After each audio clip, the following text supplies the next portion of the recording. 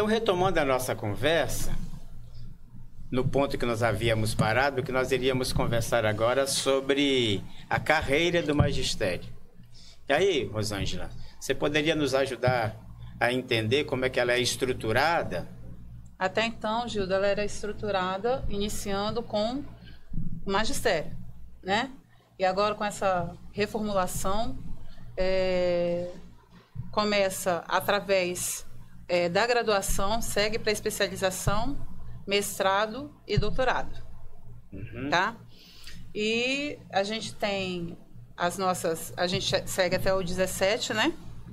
Vai até o 17, e as nossas mudanças na referência, tá?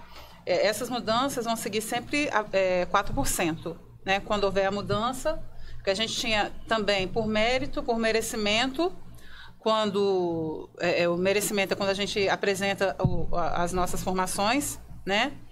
E tinha por tempo. Agora a gente tem apenas por merecimento, né? Sim. Que são as nossas formações, onde que nós somos agraciados com todas essas, onde Elisa citou anteriormente, né? As nossas formações que podem ser tanto de instituições municipais, estaduais, federal e do Sindubs. Pois é. Então, você está dizendo que a nossa carreira é estruturada agora em 4 níveis. Sim. E estruturada em 17 referências ou estágios. Estágios, né? Tal. Isso, muito obrigada. O artigo 18 e o artigo 19, se vocês lembrarem um pouquinho das nossas discussões lá, ele estabelece as regrinhas para isso. Sim. Ele diz que isso vai ocorrer, acho que é de 2 em 2 anos, né, Elisa? Sim, de 2 em 2 anos. E ainda mais, Elisa, eu acho que eles estão falando lá que, se eu não estou enganado, que haverá uma comissão, né, que o governo vai publicar uma portaria para regulamentar esse processo, sim, não é isso? É verdade. Tranquilo. Então, muito bem. Então, vocês podem falar um pouquinho sobre o processo assim de promoção por titulação, que é outro tipo de promoção, que, se eu não me engano, está falando sobre isso no artigo 21. Alguém pode, só para a gente trazer isso um pouco para a categoria, que a categoria deve estar, que houve uma mudança substancial aí. Vamos conversar um pouquinho sobre isso? Alguém pode lembrar alguma coisa? Eu lembro uma coisinha, você lembra outra, dá para ser? Sim. Vamos lá, Elisa, você pode ajudar aí um pouquinho? Sim, porque agora, né, o nosso avanço foi o seguinte, agora a gente pode conseguir, por exemplo, se eu vou pedir a minha mudança lá, a minha titulação em janeiro, né, eu vou começar a receber, né, em março.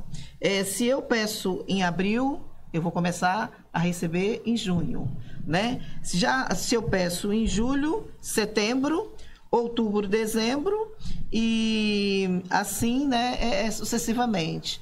E agora essas questões, elas têm que respeitar, né, ali um interstício de 3 anos, né? Aí fala um pouquinho mais, Gildo, sobre... Você me fez lembrar, Elisa, que no plano de 2017, o professor podia reivindicar a titulação, promoção por titulação a qualquer tempo. E ele receberia a partir do momento em que ele fizesse a solicitação. Sim. Retroativa ao período, né? Com o de 22, o plano estabeleceu apenas 2 datas ano. Foi. Por isso que, para nós, essa mudança, ela é um avanço. Porque agora nós temos 4 momentos para isso. 4 momentos. Então, para nós é um avanço. Porque, infelizmente, no processo de disputa e de negociação, né, o nosso desejo era que voltasse a antiga regra, o espírito da antiga regra de 17. Sim. Não sendo possível, nós entendemos que nós conseguimos avançar. Você concorda com isso, não concorda, Rosângela? Concordo, porque aí o professor ele vai ter mais facilidade de promover essa mudança. Porque quando é apenas 2 vezes ao ano, isso dificulta um pouco o processo, né? Agora ele pode dar continuidade ao processo até de estudo dele, sabendo que quando ele termina, ele consegue fazer essa pontuação dentro do seu tempo de trabalho, né? De acordo com o mês, né? Isso. Muito bem, maravilha. Tem um outro aspecto que eu gostaria de ressaltar aqui, que é as proibições. No artigo 25, afirma que em trabalhadores da educação que estiverem em determinadas situações não poderão serem promovidos por titulação. Dentre eles, quem estiver em estado probatório, quem estiver em sessão, dentre outras coisas. Mas há uma exceção. A exceção que é muito relevante para a luta, para a organização da classe trabalhadora, que são os trabalhadores e trabalhadoras que estiverem em exercício de mandato classista. Isso é muito importante. Muito importante porque dá segurança a nós, os representantes da categoria, porque nós não podemos ter na luta perdas, né?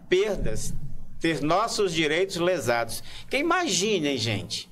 Imaginem nós que lutamos pela defesa dos direitos dos trabalhadores e não alcançar os direitos. Perdendo direitos. Não temos acesso a esse direito. Né? Exatamente. Então é uma conquista relevante. Sim, relevante. Muito relevante, né? Interessante isso, né? É porque a gente sai da sala de aula, né? Sai da sala de aula, vai para o sindicato, vai ser diretor do sindicato. Então, assim, em alguns municípios, né, aqui da Grande Vitória, isso, exatamente. Em alguns municípios aqui da Grande Vitória, há essa perda de direitos. E nós conseguimos isso aí. Aquele que está em mandato classista tem o direito de fazer o seu pedido e não ter perdas de direitos, né? Tem um outro aspecto relevante aqui, que foi uma grande conquista para a nossa categoria. É que nos planos anteriores, tanto no 17 quanto no 22, o professor não poderia ter nenhuma falta. Verdade. Agora nós conseguimos... Conseguiu. Interessante, né? Foi. Isso. Que o professor possa ter até duas faltas não justificadas. Exatamente. Isso é uma conquista relevante para a categoria. É verdade. Por que isso é importante? Porque muitas vezes um professor que está em greve ou está numa atividade sindical, por ocasião, por situação A ou B, acaba tendo o ponto cortado e muitas vezes não é negociado. E acaba tendo os seus direitos impedidos de progressão, por titulação. Verdade. Agora não. O sindicato está de parabéns por essa Gildo, conquista. E essa questão aí, Gildo, foi uma questão muito debatida nas nossas visitas nas escolas. Muito debatida, porque às vezes o professor ele passa mal, mas ele não tem tempo de ir ao médico, de pegar um atestado, e aí há corte de ponto. Então, essa questão de 2 dias de falta não justificada para não perder, não ter o corte ali das perdas dos direitos, é muito importante, muito relevante para a gente. Porque para você conseguir novamente esse processo, mais 2 anos para poder fazer essa mudança, parece que é pouco tempo, né? Mas dentro do seu plano de trabalho, que é até o seu período de aposentadoria, isso conta muito, né? Parece que é pouca coisa, mas não é. 2 anos perdidos, esses direitos perdidos durante esses 2 anos é muita coisa. Se a gente for botar na ponta do lápis, é muita coisa. A gente fica esperando, né? Então, assim, quando a gente consegue essa conquista desses 2 dias, que parece que são poucos, mas não são, 2 dias, né, dentro da vida de um trabalhador, um corte de ponto, 2 dias é muita coisa na vida de um... Porque aí a gente está falando de falta injustificada. Né? Então, isso faz uma né? diferença muito grande. Então, essa é uma conquista bastante relevante na vida do profissional. Isso é muito bom.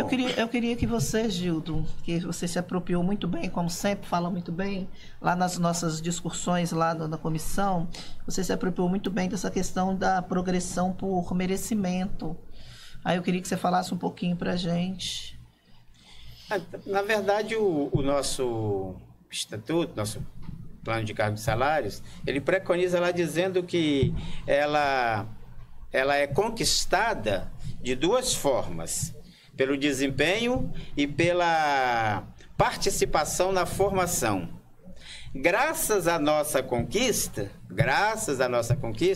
há aquela mudança registrada aqui, que antes era, além,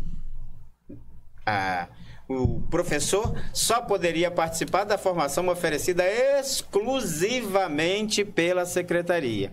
Agora não.